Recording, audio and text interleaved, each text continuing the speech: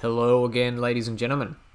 Today we're going to look at a pretty easy and small kind ding, which is going to be pretty easy for beginners to get looking good.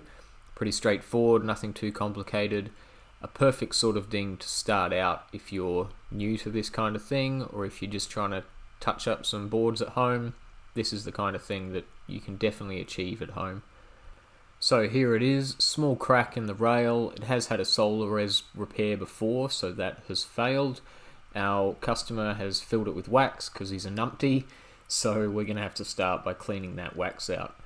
So the first step is we're going to bust out a heat gun, and just on a low heat, going slow. We don't want to delaminate the board or melt it, but we just want to soften the wax so that we can wipe it off with a rag. Notice the heat gun is always moving. I'm not pointing it straight at one spot and heating it up. The heat gun is moving side to side. It's never still.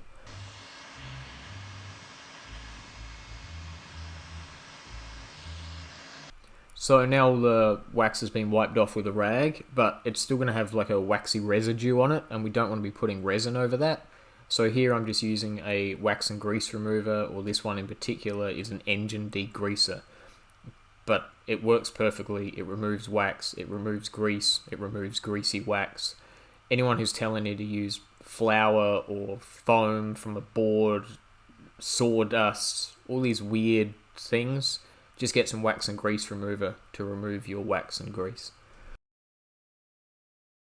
So now we can actually see what we're working with. We're going to give it a sand. This board's made of poly, so we're going to want a sand much bigger than just our ding, because we need to leave ourselves room to lay down our fiberglass cloth and lay down our resin on top of that as well. So we're going to sand well beyond the ding. And just a quick note, I'm using a soft pad on the orbital. That's how I'm able to sand the rails so easily without damaging them. If you don't have a soft pad for your orbital, get one. But if you don't have one right now, just use your hands for the rails and use the orbital for the flat parts, top and bottom. Alright, we're all sanded with our 120 grit, I should have said, and now we're going to create what's called a resin dam with some masking tape. So we're going to mask a wall up the rail, and we're going to make this little dam as close to the ding as possible, because we're going to fill this with resin, and then we're going to sand the resin away. So the bigger our dam is, the more sanding we're going to have in the future. So assuming that this video is going to help out some beginners or some people without much experience, we're using poly resin here, and there's two types of poly resin. There's a sanding resin, which is what we're putting in this ding now, and there's a laminating resin. A laminating resin is what you use to put the fiberglass cloth down with, and it will always remain sticky even after it's cured. And that means that you can put more resin on top of it, or you can put more fiberglass on top of it. Because it remains sticky, it adheres. As long as air is touching the surface of it, it's always going to remain sticky. This makes it really terrible and almost impossible to sand, so then we use what we call sanding resin, which is what you're looking at here. So we can make sanding resin by buying wax additive, and what happens is you add your wax additive to your poly resin, and as the resin is sitting and curing, the wax floats to the surface and it creates a barrier between the air and the resin itself, meaning that once it cures, you're going to have a waxy surface that'll sand really nicely, and you won't have a sticky surface. So you can either buy sanding resin, or you can make your own with wax additive, adding it into your laminating resin. But back to the video, so our resin has cured. I'm giving it a real quick shape with the hard pad on the orbital sander. We're going to remove 99% of this resin. We're really only trying to seal any cracks that were open to the foam at this point, and then using my hand I'm going to remove the rest of it and kind of shape the rail so that it's not all lumpy and bumpy.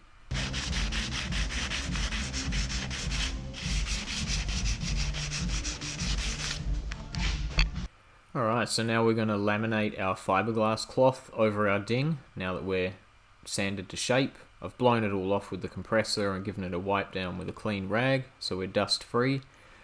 I'm putting a 4-ounce patch over the ding itself, and the bigger patch that you can see I'm going to put down is a 2-ounce patch. This can get a little complicated if you are new to dings. Basically any fiberglass you put over the top of this is good.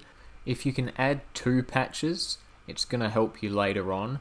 The risk when we final sand all of this is over sanding the board and removing the resin that you've applied onto the board and sanding it down to the weave of your cloth. So if you use 2 patches, at least if you over sand it a little and you start to see the weave of your fiberglass cloth, you know that you're only weakening the top patch and the patch below is safe and sound. So I would definitely recommend going with 2 patches, and I know people are worried about weight with these surfboards, but if you look at the size of this ding and you look at the area we're laminating, we're really not going to add any noticeable amount of weight. I hate to break it to you, but you and I are not good enough surfers to feel the extra weight of these 2 patches. And I've kept it nice and tidy here. This is it, fully laminated. You can see I haven't spread resin too far beyond the cloth, so it's not running all over the board, it's not messy. I've kept it really well close to the edges of the cloth. So after that's kicked, you can see I've masked the board off. You don't need to mask the board off for this stage, but I would recommend you mask at least the rail and do both sides separately, just so you don't get resin running and dripping off your rail. The rest of the tape is optional. So with a chip brush, we're going to start applying our sanding resin. We don't want to lay it up super thick, although this part of the board, some of it's going to run off anyway, so you don't have to worry too much about it, but just get it nice and coated essentially. Once this is cured, we're going to flip the board over, put more tape on that rail, and do the same to the other side. When we did our first sand, I said you want to sand well beyond the area of your repair, and this is kind of the reason why since our last sand we haven't had to sand again in between our laminating and this resin coat, because we know we've sanded a large area, so the resin is going to stick no matter where we put our masking tape and no matter how far we spread this resin coat.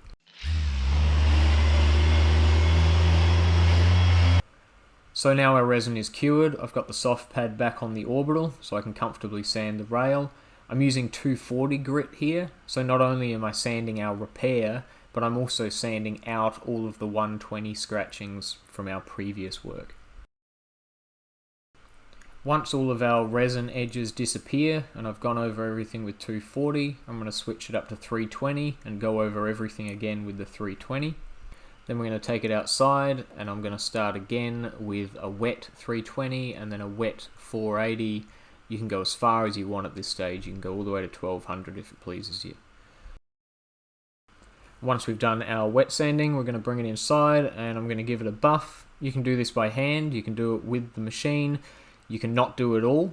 The only advice I would give you is whatever you do, do it to the whole front third of the board in this case. So you can see I'm buffing from pretty much that logo all the way to the nose on both sides. So it's going to have the same finish in that entire third of the board. If you're not going to buff, then just make sure you wet sand that entire third of the board, and then that big section of the board will all have the same finish. That way you don't end up with a repair that stands out like dog's balls compared to the rest of the board, either being super shiny or super dull in comparison to the rest. So once I've run over it with the buff, I'm going to give it a wipe down with a rag or a chamois cloth, and then that's it. We're all done. We're all sealed up and glassed. You've maybe just done your first board repair, so good on you, and make yourself a rum to celebrate. And just before you close the video and hit the subscribe button, which I know that you're about to do, I just want to have a quick chat about these products. If you're looking at ding repair videos, you're going to hear the words Q-cell and micro balloons come up a lot. Both of these are products that are designed to be added to resin to thicken the consistency of it, almost turning it into a bog. When you mix it, something like Q-cell or micro balloons, which you're looking at here, is going to turn your resin white. The purpose of this stuff is not to turn your resin white though, it's not a resin tint. The purpose of these products is to not only thicken your resin, but to do so while keeping it extremely lightweight. So the term micro balloons is literal. Each bead of powder inside this cup is a hollow micro balloon. I can add to the thickness and the density of my resin without adding a lot of weight. It's great for big jobs like this one. So on this particular job, I've skimmed my foam, which is beneath this resin. I'm going to sand most of it off, but you can imagine how heavy that would be if it was all resin and there were no micro balloons in it. It's also handy for areas like this on the nose of this board. Because it's thicker like bog, I don't have to mask it off in order for it to stay in place. 99.9% of the videos on YouTube telling you how to fix dings like this are going to recommend that you use a micro balloon or Q-cell in your resin. As we've seen though, it isn't necessary at all, and with a ding like this, we've already discussed weight not being an issue at all. And you can imagine if I'd fixed this ding with Q-cell or micro balloons, I'd have a big white patch on this yellow board.